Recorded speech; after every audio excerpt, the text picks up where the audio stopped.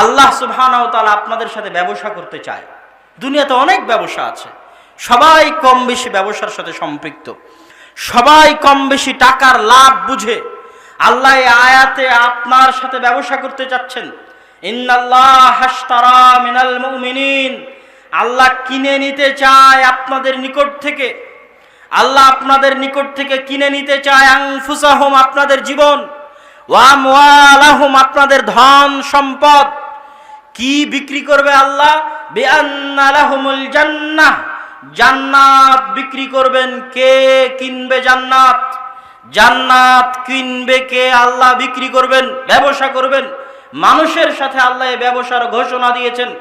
আলা আদুল্লুকুম বিতিজারাহ, আমি কি তোমাদের বলে দেব না একটি ব্যবসার কথা, যেই ব্যবসা তোমরা করবে আল্লাহর সাথে? আল্লাহ বিক্রি করবেন জান্নাত, আর তোমরা কিনবে জান্নাত। কি দিয়ে? টাকা দিয়ে জান্নাত কিনবে, জীবন দিয়ে জান্নাত কিনবে। ইন্নাল্লাহা আশতারা মিনাল মুমিনিনা আনফুসাহুম ওয়া আমওয়ালাহুম, আল্লাহ মুমিনদের জীবনকে কিনে নিয়েছেন, মুমিনদের ধন সম্পদকে কিনে নিয়েছেন। কিসের বিনিময়ে? কি বিক্রি করার বিনিময়ে? জান্নাত বিক্রি করার বিনিময়ে। কে কিনবে? কিনার লোক কোথায়?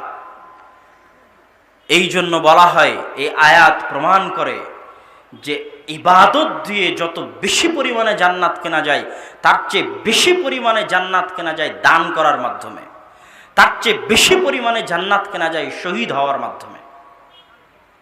দান করলে জান্নাত কিনা যায়। সরাসরি আল্লাহ বলছেন আপনার টাকা দিয়ে আল্লাহ জান্নাত বিক্রি করবে, তথা আপনি যত বেশি পরিমাণে দান করবেন, অন্য কোথাও যদি ভুল ত্রুটি থাকেও, গুনাহ থাকে, পাপ থাকে, দানের বিনিময়ে আল্লাহ সেগুলো মাফ করে দিবেন, এবং ওই টাকার বিনিময়ে আল্লাহ সুবহানাহু ওয়া তাআলা আপনাকে জান্নাত দিবেন কিয়ামতের মাঠে ইনশাআল্লাহ।